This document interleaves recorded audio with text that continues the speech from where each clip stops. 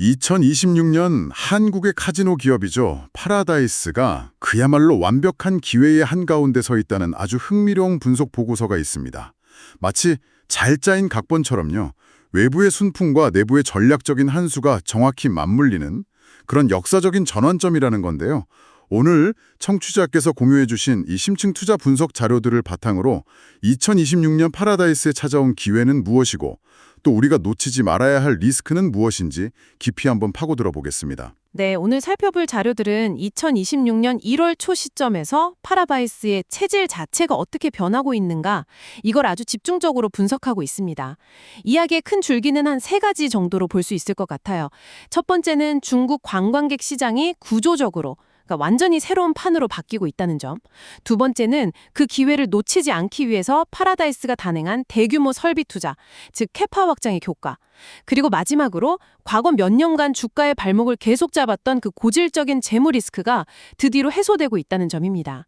이 3가지 톱니바퀴가 어떻게 맞물려 돌아가는지, 그리고 그 과정에서 경쟁이라는 변수가 또 어떻게 작용할지를 들여다보는 시간이 될 것 같습니다. 보고서를 딱 펼쳤을 때 제 눈을 가장 먼저 사로잡은 단어는 단연 중국이었습니다. 특히 2025년 하반기부터 시작된 중국인 단체 관광객 무비자 입국 정책. 이게 단순한 규제 완화가 아니라고 강조하는 대목이 아주 흥미롭던데요. 이게 판을 바꾸는 뭐랄까 게임 체인저라고 보는 이유가 뭔가요? 여기서 핵심은 방문객의 양이 늘어나는 걸 넘어서요, 질 자체가 바뀌고 있다는 점입니다. 이전까지는 비자 발급이라는 게 상당한 심리적 또 시간적인 장벽이었거든요. 그런데 이게 사라지면서 마치 댐이 열린 것처럼 2030 세대의 개별 자유여행객, FIT라고 하죠. 그리고 소규모 단체 관광객들이 한국으로 정말 밀려오기 시작했다는 겁니다. 카지노 입장에서는 이게 왜 중요하냐면요. 소수의 큰손, VAT에 의존하던 매출 구조에서 벗어나서 훨씬 더 넓고 안정적인 고객층을 확보하게 된다는 의미이기 때문입니다. 방문객 수가 꾸준히 받쳐주니까 실적의 변동성이 크게 줄어드는 거죠.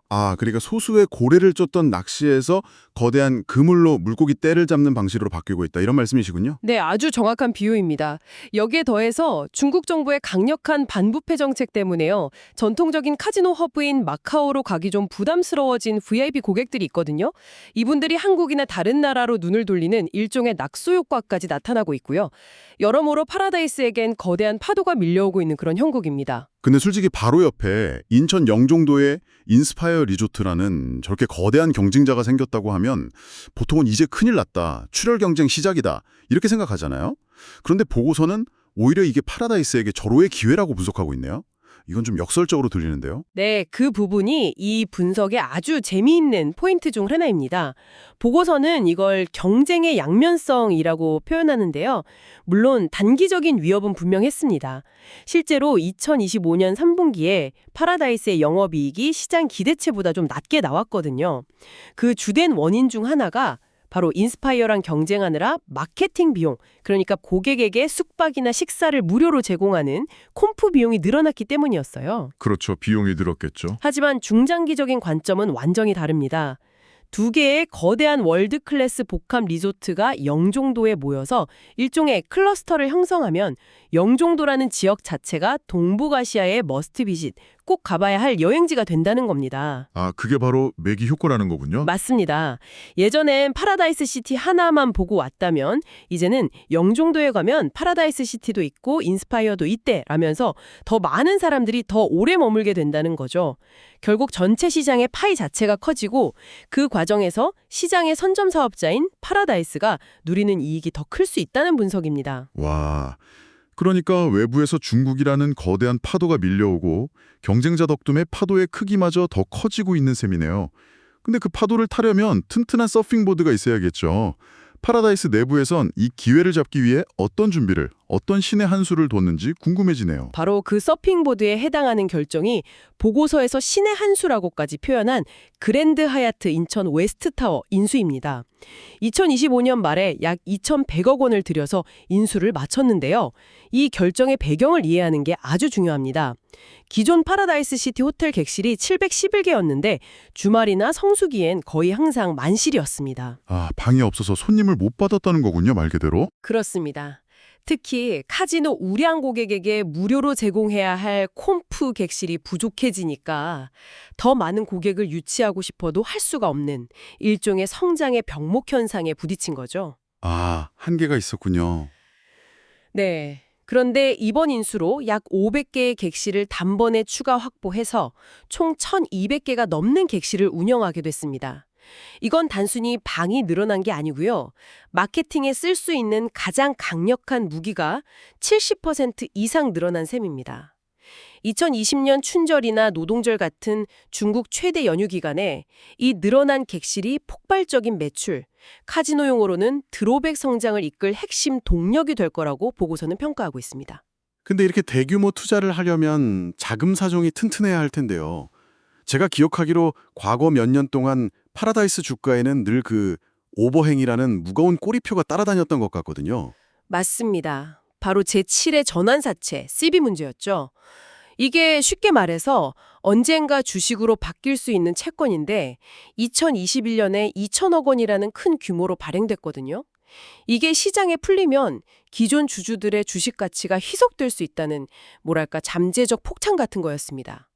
투자자들 입장에서는 실적이 아무리 좋아도 저 CB는 어떡할 거야 하는 찜찜함이 늘 있었던 거죠. 아, 그 보이지 않는 족쇄 같은 거였군요. 네, 일종의 보이지 않는 족쇄였죠. 그런데 보고서에 따르면 2025년 3분기 말 기준으로 남아있는 전환사채 금액이 약 69억 원에 불과합니다.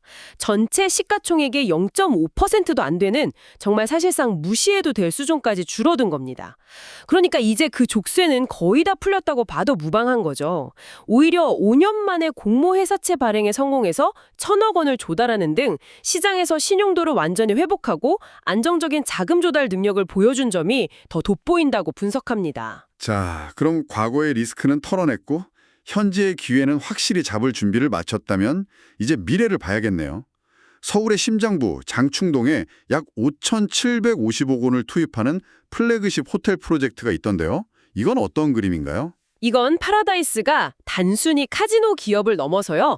명실상부한 럭셔리 호스피탈리티 그룹으로 진화하겠다는 야심을 보여주는 프로젝트입니다. 전 객실을 스위트룸으로만 구성하는 이른바 위버 럭셔리 콘셉트인데요. 세계 최상의 VIP 고객을 타겟으로 하는 거죠.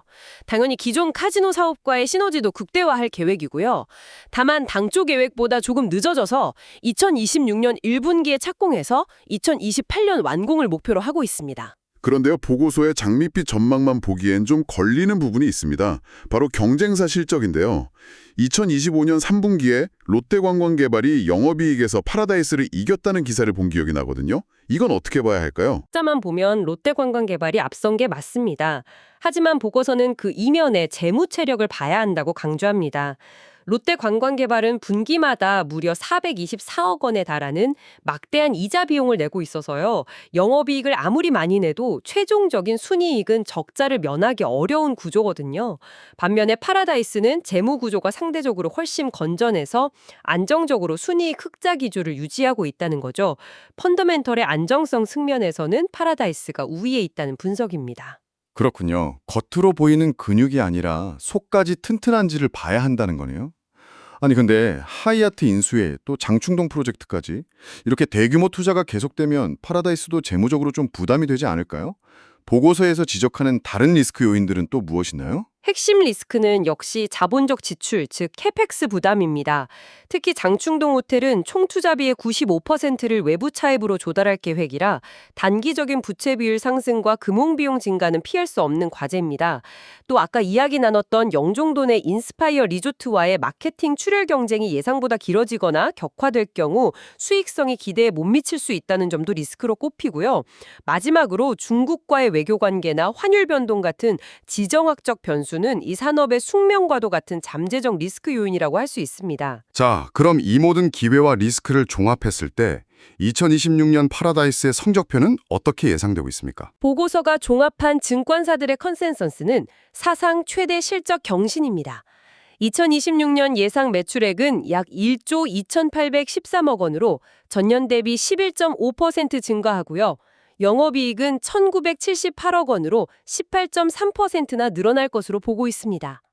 여기서 특히 중요한 것은 수익성인데요. 매출이 늘어나면서 인건비나 감가상각비 같은 고정비 부담이 줄어드는 레버리지 효과 덕분에 영업이익률이 15.5%까지 개선될 것으로 전망하고 있습니다. 전망은 정말 밝은데요. 근데 이런 좋은 소식이 혹시 이미 주가에 다 녹아있는 건 아닌가 하는 생각도 들거든요. 현재 주가 수준은 이런 기대감을 얼마나 반영하고 있다고 봐야 할까요? 보고서 작성 시점인 2026년 1월 6일 기준 주가가 16,000원대 중반인데요.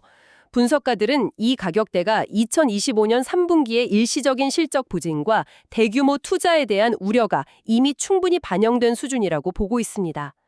그래서 주요 증권사들은 목표 주가로 2만 원에서 2만 6천 원 사이를 제시하고 있는데 현재 주가보다 약 25%에서 많게는 60%까지 상승 여력이 있다고 보는 거죠. 그렇게 보는 어떤 특별한 근거가 있을까요? 네, 특히 PBR, 그러니까 주가 순자산 비율이 0.84배라는 점을 강조합니다. 이게 무슨 의미냐면요.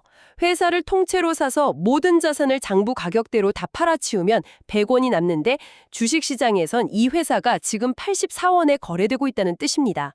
그만큼 회사의 실질 가치에 비해 주가가 싸다는 거죠. 보고서는 이걸 안전마진이 아주 높다고 평가하는 겁니다. 지금 가격에선 주가가 더 떨어지기 어렵다는 강력한 근거로 보는 거죠. 네, 오늘 청취자께서 공유해 주신 자료를 통해 파라다이스의 2026년을 아주 깊이 있게 들여다봤습니다. 핵심을 다시 한번 정리해보면 첫째, 주가의 발목을 잡던 오버행이라는 족쇄가 사실상 풀렸고 둘째, 중국 무비자 정책이라는 강력한 순풍이 불어오고 있으며 셋째, 그랜드 하이아트 인수라는 신의 한 수로 그 순풍을 맞이할 완벽한 준비를 마쳤다는 거네요. 그렇습니다. 단기적인 경쟁 심화나 투자 부담에 대한 우려는 이미 주가의 상당 부분 녹아들어 있고요. 이제는 구조적인 성장의 열매를 본격적으로 수확할 시기가 다가왔다는 것이 이 보고서들의 핵심 논지입니다.